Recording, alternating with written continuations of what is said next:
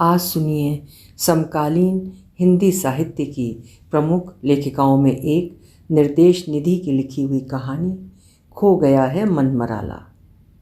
निर्देश निधि जी हिंदी साहित्य की हर विधा, कहानी, कविता, समसामयिक लेख, संस्मरण आदि के रचना कर्म में तल्लीन रहती हैं। प्रस्तुत है उनकी कहानी मेरी ज़बानी। मैं हूँ सीमा सिंह।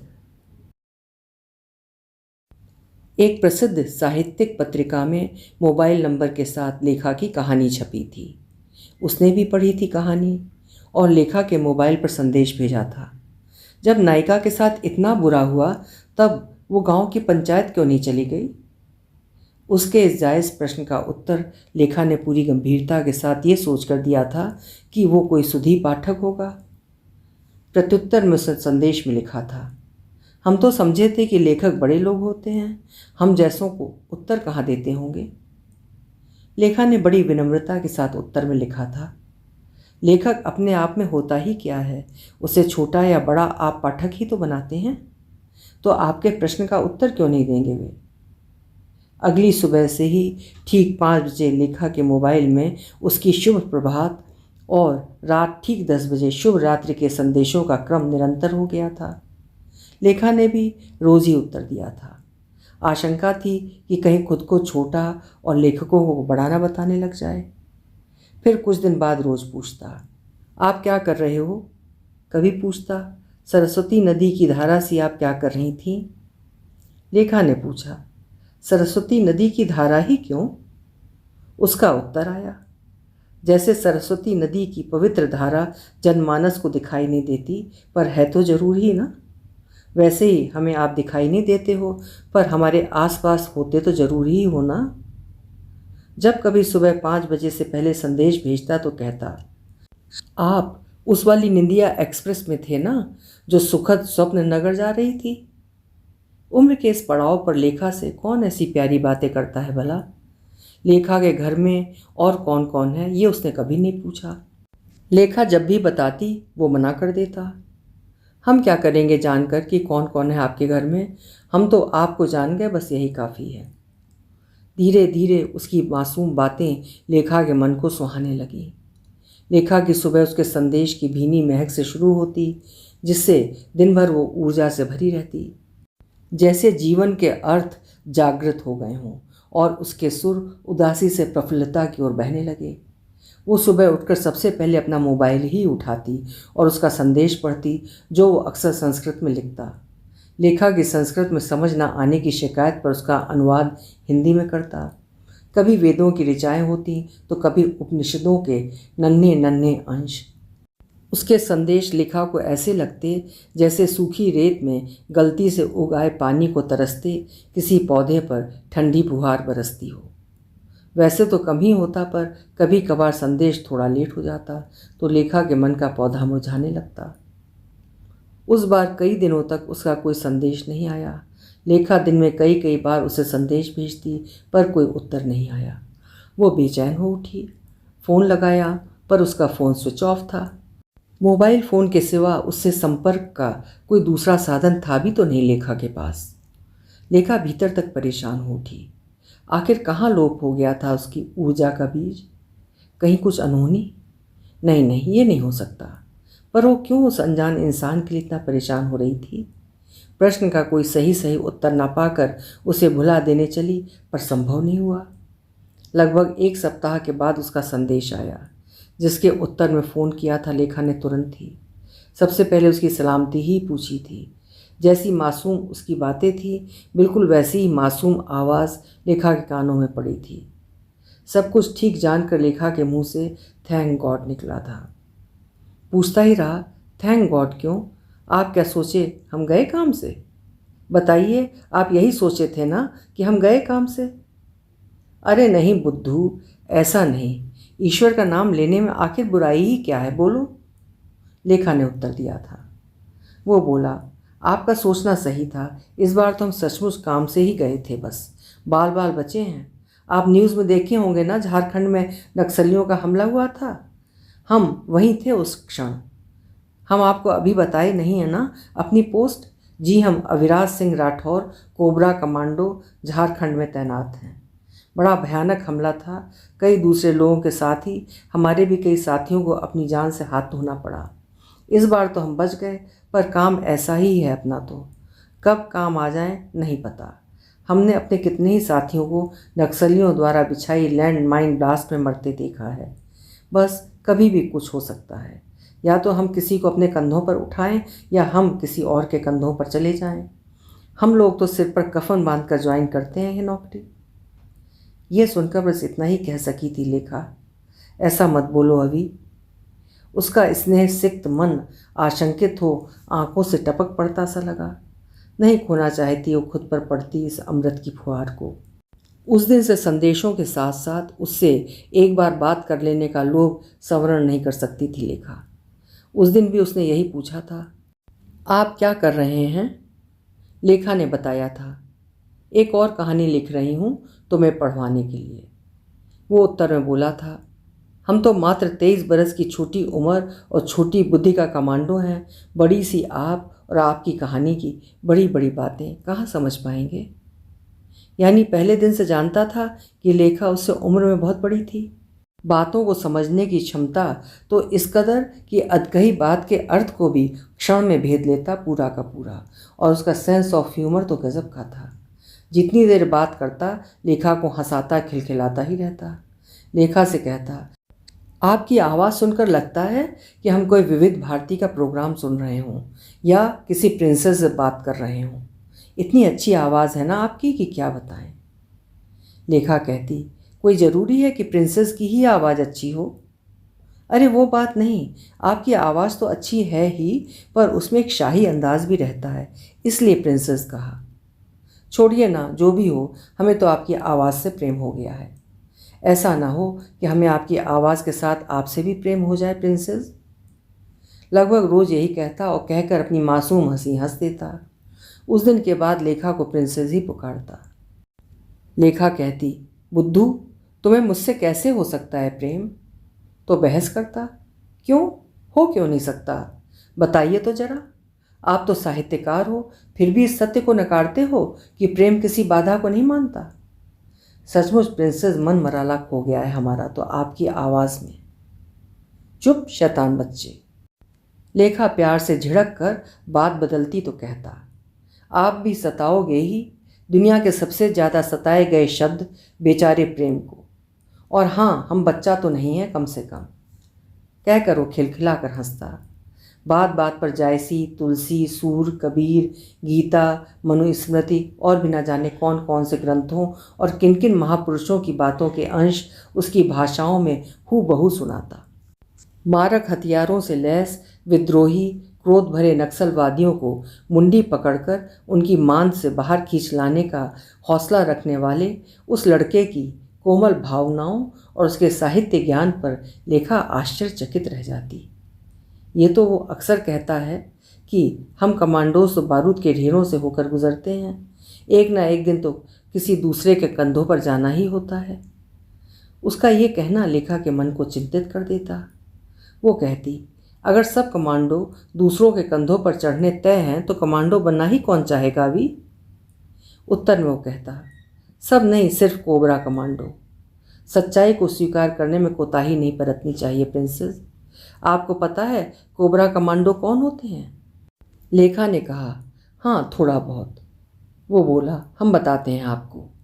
कोबरा मतलब commando battalion for resolute action, इसका फुल फॉर्म है। इसे नक्सलवाद, जो देश के 20 राज्यों और लगभग 223 जिलों में फैल चुका है और लगभग 83 जिलों में विकट समस्या बन चुका है, से सुलटने के लिए बनाया गया है। ये सीआरपीएफ की एक विशेष इकाई सेंट्रल आर्म्ड पुलिस फोर्स की कुछ थोड़ी सी इकाइयों में से एक है और ये गुरिल्ला युद्ध में ट्रेंड किए जाते हैं। आपको पता है प्रिंसेस, ये देश की बेस्ट इक्विप्ड पैरामिलिट्री यूनिट है जिसे सेंट्रल गवर्नमेंट ने कई 100 करोड़ की ग्रांट देकर बनाया है। इसके पास ढेरों हथियार हैं, INSAS rifle, AK rifle, X95, Browning high power Glock पिस्तौल, Heckler and Koch MP5 sub machine guns, Carl Gustav recoilless rifle, hi tech electronic surveillance equipment, ये वेल ट्रेंड स्नाइपर टीम होती है। और ड्रैगनोव एसवीडी, माउजर S66 और भी ना जाने क्या क्या होता है इसके पास। अरे कितना ग्लोरीफाई करोगे, और बस भी करो, लेखा ने रोका। कभी बताता आज हमारी नक्सलवादियों की मुठभेड़ है या आज फलां ऑपरेशन है। सदाशय भी इतना कि अपने जान के दुश्मन नक्सलियों से भी सहानुभूति रखता। अक्सर कहता कि वैसे नक्सलियों की भी कोई खास गलती नहीं है प्रिंसेस, उनके साथ नाइंसाफ़ी भी बहुत हुई है। कभी पूछता आपने ऑपरेशन एनाकोंडा के बारे में तो पढ़ा ही होगा या न्यूज़ में देखा होगा, वो बहुत बहुत बड़ा ऑपरेशन था। कभी बताता कैसे आज अपने 2 घायल साथियों को अपने दोनों कंधों पर लेकर आया। कभी बताता आज कॉम्बिंग है, यानी आज सारा जंगल छानना है, कहीं कोई नक्सली जंगल में छिपा तो नहीं। या कहता आज LRP अर्थात लॉन्ग रूट पेट्रोलिंग है, पिट्ठू बांध रहा हूँ, बहुत भारी होता है। बाहर एंटी लैंड माइंस खड़ी है, आप देखोगे तो डर जाओगे, व्हील्स बहुत ऊंचे रहते हैं। फिर खुद ही कहता अरे नहीं, आप नहीं डरोगे, because you are a brave princess. उसकी ये सब बातें सुनकर लेखा ईश्वर से उसकी सलामती की ढेरों दुआएं मांगती। यूँ तो कमांडो लोगों के लिए लेखा के मन में हमेशा से सहानुभूति थी। अल्प सुविधाओं और छोटी सी सैलरी के बदले सरकार द्वारा उन्हें कहीं भी झोंक दिए जाने पर लेखा का मन हमेशा द्रवित रहा। किसी के प्यारे लाडले बच्चे अनेक झूठे सच्चे भ्रष्ट नेताओं के जीवन की रक्षा में जुटे रहते देखकर तो हमेशा ही असंतोष से भरी रही। जब वह ऐसी बातें बताता तो लेखा का मन उसके अहित के भय से आशंकित हो उठता। लेखा झारखंड में स्थित एशिया के सबसे विस्तृत साल वनों में बारूद के रूप में बिछी मौत की उपस्थिति से अनभिज्ञ तो नहीं थी। प्रकृति तो मनुष्य में अपना भेद न करने की नीति पर अडिग रहती है। सहिष्णु पेड़ पौधों और झाड़ झंकारों की सघनता नक्सलियों को भी उतनी ही शिद्दत के साथ पनाह देती है जितनी कि उनकी तहस नहस की लड़ाई के विरोध में जुटे कमांडोज को। लेखा को लगता कि आज तक की समेटी सारी दुआएं अभी पर लपेट दे, जैसे सूरज ने कवच लपेट दिया था अपने पुत्र कर्ण के शरीर पर। त्वचा के भीतर नहीं, त्वचा के भी ऊपर लपेटे ताकि अभी को वहाँ भी खरोच ना आने पाए। लेखा को आश्चर्य होता कि फौलादी मशीन से दिखने वाले कमांडोज में कोई इतना संस्कारी, संवेदनशील, पारिवारिक और मासूम भी हो सकता है। कुछ ही दिन बीते होंगे कि उसकी मासूम लगने वाली चहकती आवाज़ पर उदासी की एक परत महसूस होने लगी। लेखा फ़ोन करती तो फ़ोन पर थोड़ी ही बात करता, कभी कभी फ़ोन ना भी उठाता, बदले में संदेश भेज देता कि हम ड्यूटी पर हैं, या अभी हम व्यस्त हैं, या अभी हम खाना खा रहे हैं। कुछ दिन में संदेश भेजने भी धीरे धीरे कम कर दिए। लेखा ने फ़ोन पर पूछा, क्या हुआ अभी, आजकल तुम बात करना नहीं चाहते? वो पहले फीकी सी हंसी हंसा, कुछ देर चुप रहा, फिर बहुत ही गंभीर होकर बोला, आपसे बात किए बिना रह नहीं सकते हम तो अब। हाँ तो किसने रोका है तुम्हें? इसके उत्तर में बस यही कहा था उसने। हाँ, रोका तो हमें किसी ने नहीं, पर। और देर तक वो चुप ही रह गया था। जब कुछ भी नहीं बोल पाया तो बोला था, अच्छा अभी हमें काम है, हम आपसे बाद में बात करेंगे। बाद में कई दिनों तक फ़ोन नहीं उठाया था उसने। संदेश भी करता तो जैसे कुछ अनचाहा सा रह जाता।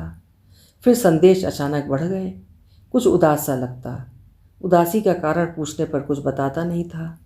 ज़्यादा पूछने पर कहता, हर क्यों का उत्तर नहीं मांगना चाहिए प्रिंसेस, वरना ज़िंदगी बहुत ज़्यादा उलझ जाती है।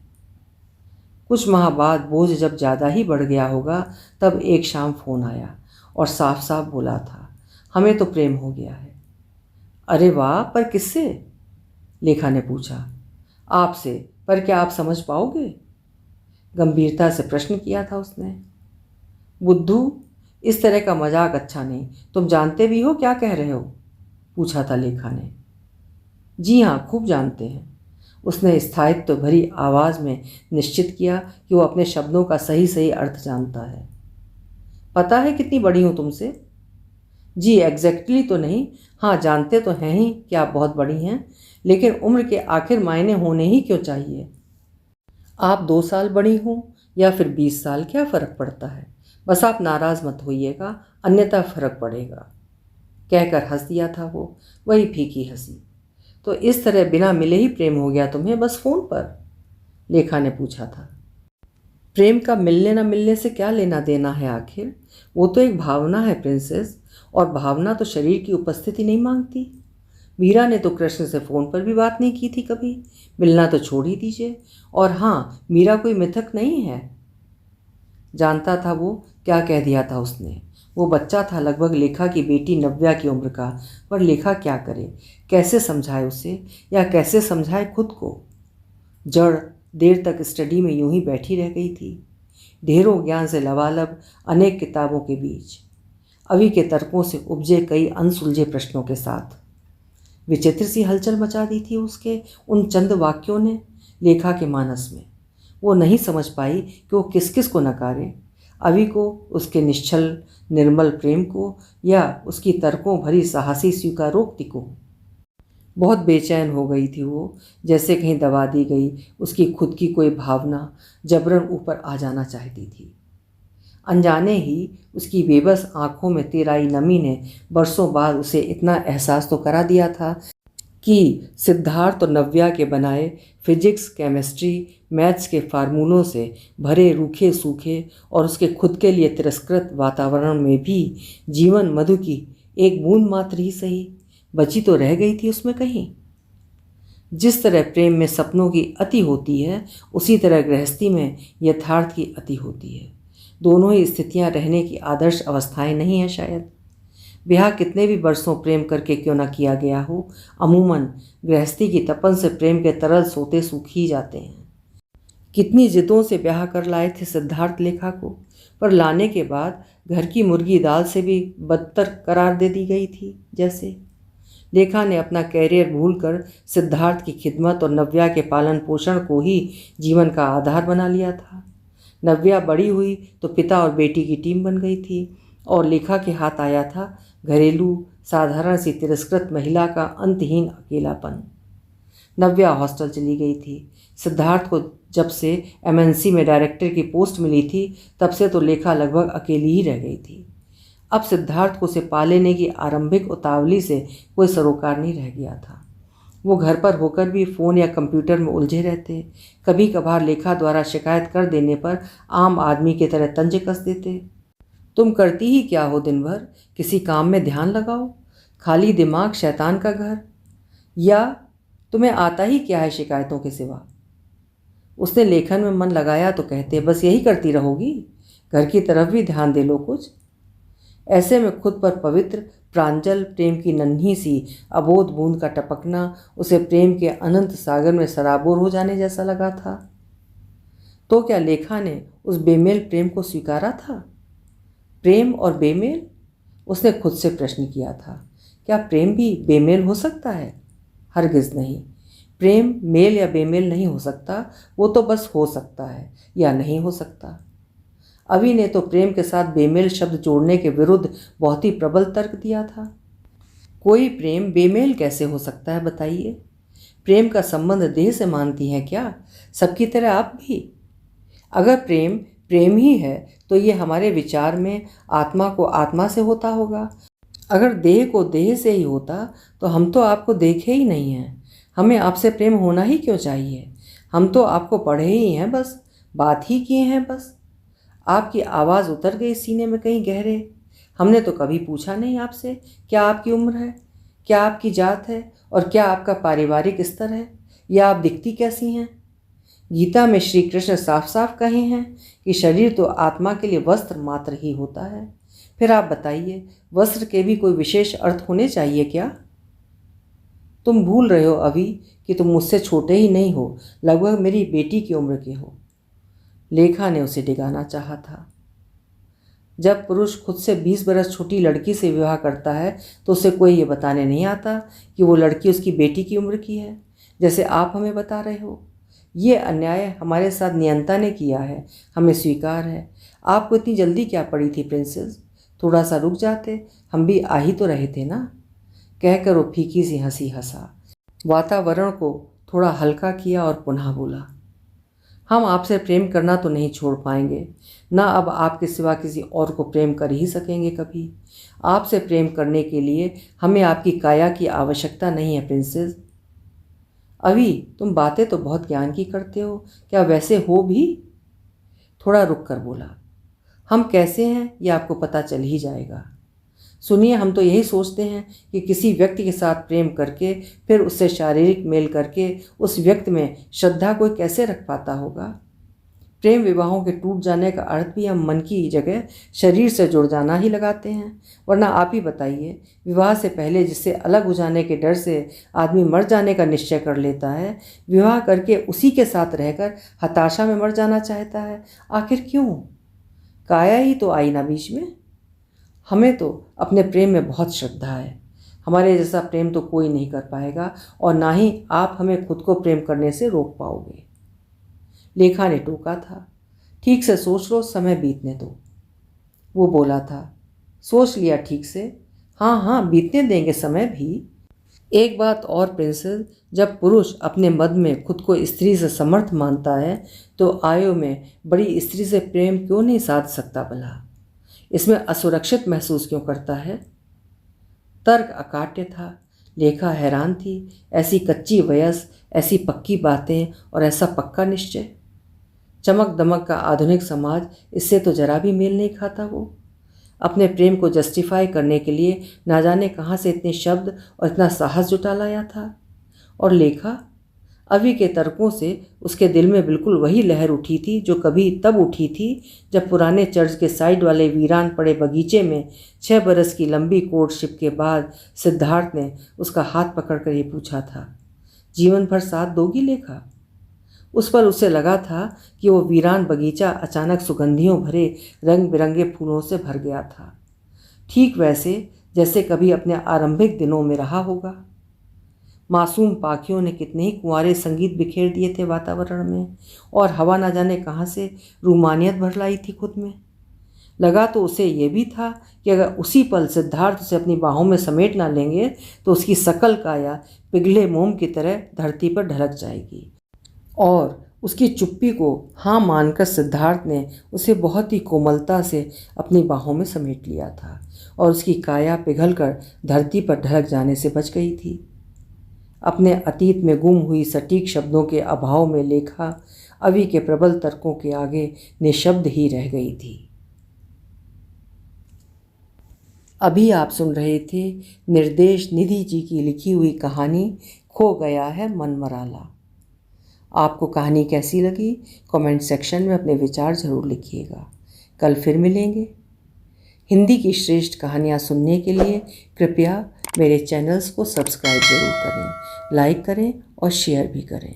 बहुत बहुत धन्यवाद।